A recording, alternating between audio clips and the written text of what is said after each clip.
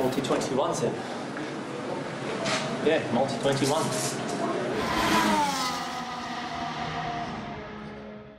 Bonjour à tous et bienvenue dans une nouvelle preview de Multi-21. Je suis en compagnie de Pierre Mesley. Pierre, comment vas-tu ? Konnichiwa. Eh oui, konnichiwa, puisque aujourd'hui nous allons parler du Grand Prix du Japon. Alors, Grand Prix du Japon qui intervient en pleine Coupe du Monde de rugby, autant dire qu'on s'attend à une effervescence encore plus énorme puisque le pays est dans le sport en ce moment. Et un Grand Prix du Japon qui va se dérouler comme quasiment traditionnellement à 3-4 éditions près sur Suzuka, les terres de Honda. Que penses-tu de ce magnifique tracé de Suzuka ? Bah écoute, c'est ce que rêve un petit peu tout amateur de Formule 1. Souvent on a tendance... Alors déjà Suzuka, il a la particularité, c'est le seul circuit de la saison, si je dis pas de bêtises, qui est en forme de 8. Déjà. Exactement. Donc déjà ça donne un côté un petit peu spectaculaire, etc. Il me semble qu'il est dans le sens inverse des aiguilles d'une montre, si je réponds pas à côté. Et il y a un premier secteur, mais vraiment de fou, avec les aces, etc., qui est vraiment dingue. T'as le Airplane, t'as Spoon, t'as le 130R, avec cette fameuse chicane qui fait aussi partie de l'histoire de Suzuka. Donc il y a un mélange à la fois technique, ça demande une grosse puissance moteur en même temps. C'est le rêve parfait de tout pilote. Exactement, et puis on se souvient de moments mythiques à Suzuka. Alors, les duels entre Prost et Senna qui se sont terminés au premier virage ou dans cette fameuse chicane dont tu parlais à l'instant qui conclut le tracé. On peut aussi se souvenir de l'édition de 2005 avec cette formidable passe d'armes entre Kimi Räikkönen et Giancarlo Fisichella. Et dans le dernier tour. Exactement, dans le dernier tour. Et puis Romain Grosjean qui en 2013 avait fait une course magnifique prenant la tête au premier virage et luttant contre les deux intouchables Red Bull pendant une longue partie de la course. C'est vraiment des très belles courses qu'on a eues à Suzuka, même si ce tracé est depuis des années dominé par Mercedes. Bah tout à fait, depuis 2014. Après, bon, on peut peut-être en profiter, vu qu'on parle de 2014, pour souligner que ça fait 5 ans sur ce même circuit que Jules Bianchi a eu son accident mortel. Ça, je pense qu'on ne peut pas vraiment l'effacer. Donc c'est, je pense, notamment pour certains pilotes, peut-être Charles Leclerc, c'est un peu particulier de venir à Suzuka. Tout à fait, on a toujours une pensée pour la famille de Jules qui nous a quittés sur circuit et Charles aura à cœur de faire une grande course sur le circuit où a trouvé la mort son ami. Alors l'accident n'a pas entraîné directement la mort, mais c'est ce qui l'a causé a posteriori. Donc c'est un endroit qui est chargé d'émotions véritablement pour la F1 et nul doute que Charles rendra un bel hommage à Jules durant ce week-end. On parlait de Mercedes à l'instant, Mercedes qui cette semaine est revenu sur leur récent déficit de performance. On l'a dit lors de la review du podcast en Russie. C'est une perf chanceuse qu'a eu Mercedes puisqu'il n'était pas du tout dans le coup en début de course, ni même en qualif. Et finalement, Toto Wolff a exprimé qu'ils avaient trouvé quelques réponses à leurs soucis, notamment le fait que, on était allé dernièrement à Spa, Monza et Sochi, des circuits avec des grandes lignes droites, et que leur voiture entraînait de plus en plus de traînées avec les nouvelles évolutions et qu'ils n'avaient pas réussi à le contrer jusque-là. Ils ont trouvé la solution, mais comme l'a dit Toto Wolff, pour l'instant, il n'y a pas urgence à se focaliser dessus. L'essentiel des ressources humaines sont déjà sur la voiture de 2020. Donc finalement, on va avoir une Mercedes qui va peu évoluer et peut-être qu'il va rester avec les mêmes lacunes jusqu'à la fin de la saison. Alors ça ne sera pas aussi préjudiciable que sur les circuits d'Italie ou de Belgique, puisque à part le Mexique, on ne va pas avoir des circuits avec des lignes droites exceptionnelles. Donc ce déficit pour Mercedes risque d'un peu s'atténuer, mais effectivement ils ont trouvé la cause pendant la semaine. Ils ne la corrigeront sans doute pas pour l'instant, ou peut-être en toute fin de saison si jamais la voiture de 2020 est déjà complétée. Donc ça risque encore de nous laisser des beaux duels avec des Ferrari qui sont plein badin depuis un moment. Alors après, vous en avez parlé dans le review, je suis pas trop d'accord avec vous. On a eu l'impression que Mercedes était largué, mais ils n'étaient pas largués du tout. Si tu reprends la qualification, Hamilton fait deuxième avec les pneus médiums, alors que les Ferrari étaient en pneus rouges. Donc déjà, dès la qualif, Mercedes préparait déjà la course. Ils ont tenté un pari Pour Hamilton, ça a fonctionné. Il s'est intercalé entre les deux Ferrari. C'est sûr qu'au départ, voilà, ça n'a pas fonctionné. Ils ont eu de la chance avec l'abandon de Vettel, avec la VSC, ce qui a permis un arrêt gratuit. Mais derrière, restart, Leclerc, même en pneu rouge, n'a jamais pu dépasser Bottas. Et Bottas était en pneu rouge. Un pneu équivalent, la Ferrari qui normalement supérieure, on sait que dans les longues pleines charges, etc., elle envoie quand même du bois, il s'est rien passé. Effectivement, ouais. Donc j'aurais tendance à dire, oui, je pense que Mercedes a eu de la chance. Je pense aussi qu'ils ont peut-être corrigé une partie des problèmes. On sait que l'un des gros problèmes, c'est pour l'instant, ils ont un petit déficit moteur par rapport à Ferrari. Ferrari, on va pas se mentir, je pense, a le meilleur moteur du plateau pour l'instant. Mercedes et Honda, c'est un petit peu kiff-kiff, on va dire. Et Renault est pas mal non plus. Moi, je pense que, justement, sur le juge de paix qui est Suzuka, ça sera dur. Ça sera dur, mais ils peuvent refaire à peu près un coup à la Sochi, où ils peuvent essayer de peut-être être un petit peu en retrait en qualif pour réellement jouer la course. Après, on a aussi l'incertitude météo. On sait qu'en 2017, si je ne m'abuse, Ferrari s'est complètement planté en qualif. Donc les erreurs stratégiques, ça peut aussi arriver, ça peut aussi faire le jeu de Mercedes, même si on sait que pour les deux championnats, il n'y a plus grand intérêt. Exactement, alors tu fais bien de le dire, hein.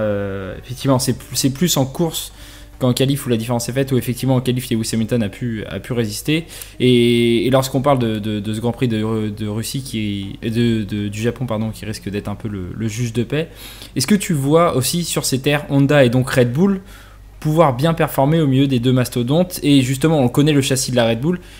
Est-ce qu'ils peuvent espérer aller chercher la victoire sur les terres de leurs motoristes? Bah écoute, si tu prends les derniers Grands Prix, je pense qu'ils ont purgé pas mal en pénalité, etc. Justement en vue de Suzuka.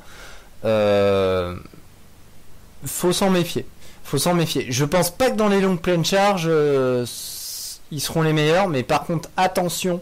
Dans le premier secteur, où à mon avis la Red Bull va être très très véloce, et dans le secteur 2 entre Airplane et Spoon, à mon avis le châssis Red Bull peut faire la différence. Après, le châssis Ferrari a aussi évolué, ils ont quand même corrigé beaucoup de choses cet été, donc la Ferrari est aussi affûtée. Elle était nulle part dans les virages lents, maintenant dans les virages lents ça va, ils ont gagné en motricité, le châssis a l'air de suivre. Méfiance, moi pour ma part, bien malin sera celui qui arrive à prédire qui gagnera cette course. Mais tu vois, j'aurais tendance à mettre une petite piécette sur Red Bull, parce que comme tu l'as dit, ils ont encaissé leur lot de pénalités pour arriver avec les nouvelles évolutions bien fonctionnelles à Suzuka. Alors après, c'est bien évidemment, il y a toujours ces questions dans les deux longues lignes droites, celle entre Spoon et le 130R et la ligne droite de départ, où ils vont avoir pas mal de difficultés, mais dès le premier virage, on arrive sur une courbe rapide, là où ils sont extrêmement performants, et puis les virages à vitesse moyenne, c'est là où véritablement ils mangent la concurrence, et c'est ce qu'on a entre le virage 2 et Degner, le virage 9. Donc effectivement, je vois bien Red Bull arriver à sortir son épingle du jeu sur les terres de Honda. D'ailleurs, Honda qui va pouvoir amener son pilote maison chez Toro Rosso en tant que troisième pilote le vendredi matin en essai libre A. Qu'est-ce que tu penses de cette arrivée de Naoki Yamamoto, donc qui a un gros palmarès au Japon? On ne le connaît pas forcément en Europe, mais il est champion 2018 de Super Formula. Il est champion 2018 aussi de Super GT en duo avec Jenson Button. Qu'est-ce que tu penses de cette arrivée de Yamamoto? Est-ce que tu as envie de voir plus de pilotes locaux de championnats différents, ou plus de pilotes de F2 à faire les essais libres 1 en F1? Bah écoute, concernant Yamamoto, je trouve que Honda respecte enfin la logique qu'on attendait d'eux depuis un petit moment. À savoir, quand ils sont arrivés dans les années 80, il a fallu un petit peu de temps, mais on a eu Satoru Nakajima quand même, qui était dans le giron Honda. Dans les années 2000, assez rapidement, on a eu Takuma Sato qui a fait ses armes chez Jordan, puis ensuite Honda et ensuite Super Aguri. Là, ils étaient revenus depuis 2015. Bah, on attendait un pilote japonais. Donc bon, chez McLaren peut-être que c'était un peu compliqué, mais là avec Toro Rosso et Red Bull, bah, je trouve que c'est une belle opportunité, et je pense que pour ce jeune c'est un plus d'avoir une petite expérience en F1. Alors, il est pas si jeune maintenant, Naoki Yamamoto, il a 31 ans, mais bon, on voit qu'avec l'âge actuel des pilotes certains pilotes qui arrivent à rester en F1 jusqu'à 40 ans, merci Kimi Raikkonen et merci avant Michael Schumacher qui l'ont tous les deux fait dans cette décennie. Je crois que Rubens Barrichello est aussi allé jusqu'à 40 ans, mais je dis peut-être une bêtise. Je suis pas sûr, je te laisse. Il devait probablement pas en être loin. Il devait probablement pas en être loin, effectivement, et qui arrivait quand même à garder un très beau niveau de performance, et Raikkonen l'a prouvé sur la première partie de la saison. Donc pourquoi pas voir Yamamoto s'expérimenter à la F1 avant de peut-être passer le pas. Et en parlant de l'avenir, il y a un autre pilote de Super Formula qui a été dans la lumière des projecteurs cette semaine, c'est Alex Palou. On a beaucoup parlé d'Alex Palou cette semaine, puisqu'on a parlé de l'arrivée sur la grille de 2 nouvelles équipes pour 2021 ou 2022, ça dépend des cas, du team Pantera Team Asia, qui donc serait fondé par les anciens fondateurs de SMP, le team russe d'endurance, et qui aurait des fonds monétaires asiatiques, notamment chinois, d'où le nom Pantera Team Asia. Et la deuxième équipe, c'est Campos, qui retente une arrivée en Formule 1 avec l'arrivée des nouvelles règles. Ils avaient tenté en 2010 et ils avaient finalement vendu leur part à Espagna Racing Team, et on parlait d'un duo Pascal Wehrlein, Alex Palou. Est-ce que pour toi c'est une bonne chose l'arrivée de ces deux écuries un peu moins connu du grand public que Haas, qui était vraiment une grosse écurie de NASCAR avant d'arriver en F1, ou est-ce que ça sent le flop comme on a vu avec les trois nouveaux des années 2010, Lotus, Caterham, Marussia, Virgin et puis HRT? Bah écoute, Haas est arrivé sans expérience du monde de la F1, mais comme tu l'as dit, il y avait quand même des grosses structures derrière, et ils n'étaient pas inconnus, enfin les sports mécaniques ne leur étaient pas inconnus. Là par contre on était sur de la monoplace, on n'était pas sur du dérivé de voitures de série. Je suis un peu sceptique, j'aurais tendance à te dire, j'aurais tendance à pencher pour le flop, parce que le règlement 2021 est quand même une grosse refonte. Il faut arriver avec des sacrés budgets, etc. Et on sait déjà que les teams actuels planchent d'ores et déjà sur 2021. Donc monter une structure, avoir une voiture compétitive, faut trouver aussi peut-être le fournisseur client, moteur, etc. Ça fait quand même beaucoup de choses. Pour moi, ça remplit plus le fond de grille qu'autre chose, mais j'espère me tromper. Alors là, on peut avoir un peu d'espoir, c'est que Campos et donc les dirigeants de SMP ont l'expérience des sports mécaniques de haut niveau. On aurait préféré peut-être voir Prema ou Hart plutôt que Campos parmi les écuries de F2 sauter le pas. Et puis là où il y a peut-être un autre espoir, c'est que on l'a dit la semaine dernière, McLaren va partir chez Mercedes, donc Renault va se retrouver sans écuries clientes, et il y aura peut-être un espoir de voir ces écuries se faire toutes les deux motorisées par Renault. C'est en tout cas les bruits qui couraient cette semaine, et donc se faire apporter un moteur dès le départ qui soit fiable et à peu près compétitif. C'est pas non plus le Mercedes, mais au moins on sait que Renault leur donnerait quasiment la même version que leur moteur d'écurie, lorsqu'on sait qu'avec Mercedes il y a des petites différences entre la version usine et la version client. Bien sûr, alors je me permets de rebondir, je pense que pour McLaren c'est stratégique. Signer avec Ferrari ça paraissait compliqué vu que c'est deux vieux ennemis. Honda, bon, ils ont déjà testé, et finalement ça serait revenir un petit peu la queue entre les jambes. Le seul truc qui était à peu près réalisable, c'est Mercedes. On peut peut-être aussi se dire que McLaren commence d'ores et déjà à préparer 2021. Je m'explique. Renault, pour l'instant, il y a quelques bruits qui courent qu'il pourrait peut-être arrêter. Donc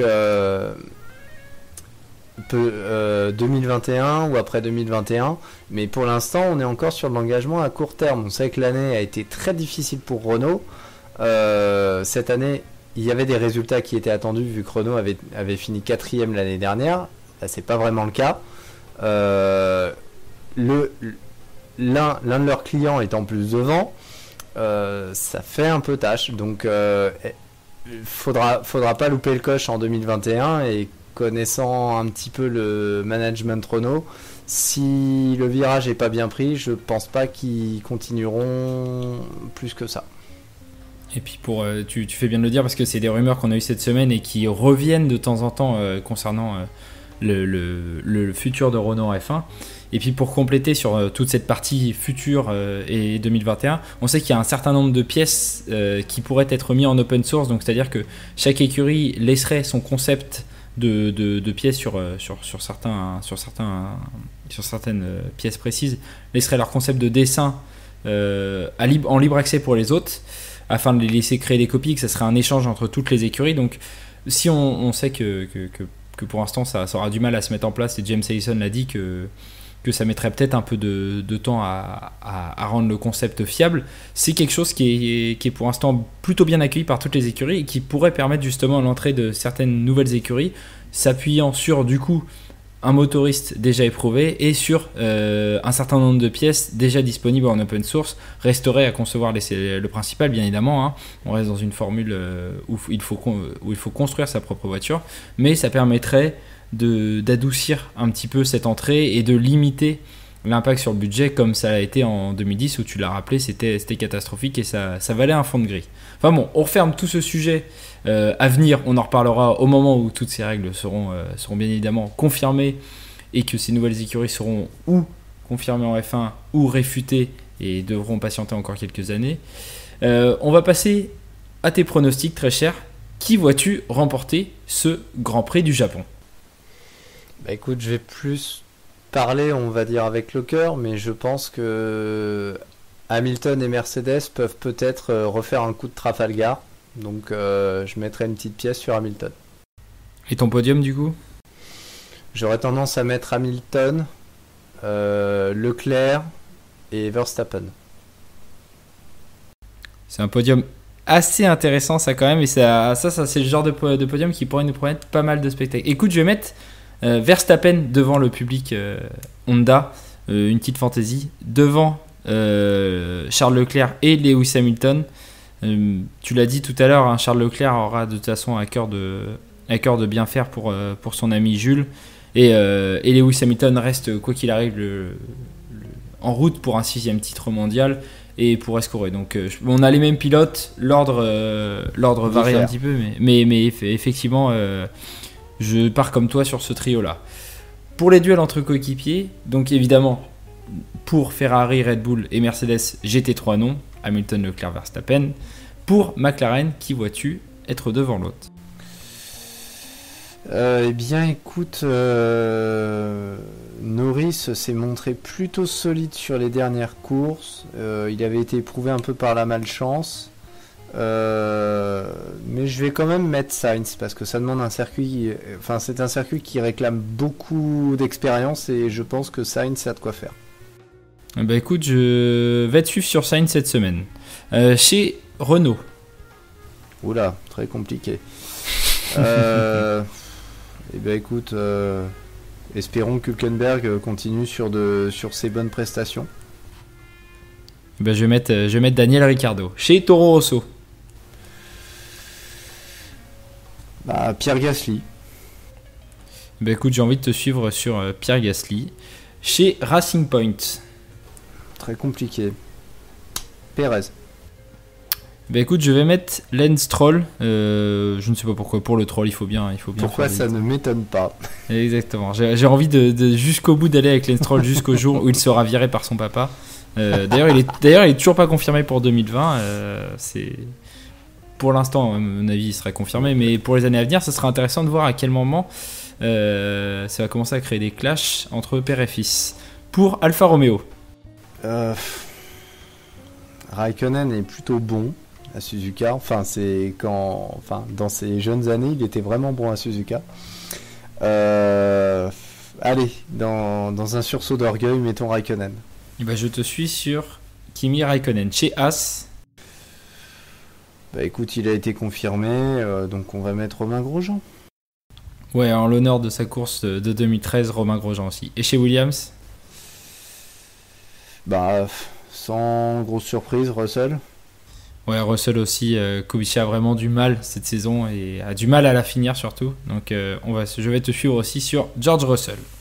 Écoute, merci d'avoir été là pour cette preview du Grand Prix du Japon. Bah de rien, je t'en prie. On pourra peut-être profiter du review du coup pour voir justement à l'issue de la course comment est géré le duo Ferrari. Est-ce qu'il y a de nouvelles tensions ou est-ce que ça se sera un peu apaisé? Alors effectivement, ouais, c'est une des grandes questions du week-end. Comment va être géré le duo Ferrari? On sait que Helmut Marko a remis un petit peu d'huile sur le feu en laissant Charles Leclerc comme responsable de la situation, si on peut dire. Hakkinen et Rosberg se sont un petit peu exprimés également. La presse italienne a remis un petit peu son grain de sel. À voir. On verra à l'issue de la course comment ça s'est passé. Ouais, ça peut être très intéressant là-dessus. Et puis bien sûr, n'hésitez pas à vous abonner, à nous envoyer vos prédictions pour ce Grand Prix, à nous parler des 2 futures écuries ou pas de Formule 1. Qu'est-ce que vous pensez du Pantera Team Asia et de ce nouveau projet de Campos avec Monaco Management? De ce que vous pensez bien évidemment de ce circuit de Suzuka.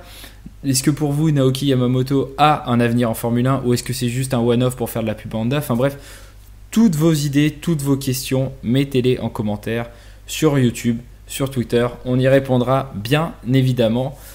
Pierre, je te dis bon Grand Prix. On compte sur vous. Exactement, on compte sur vous comme dit l'adage. Je te souhaite bon Grand Prix et on se dit à la semaine prochaine pour la review. Bon Grand Prix à toi aussi et puis à la semaine prochaine.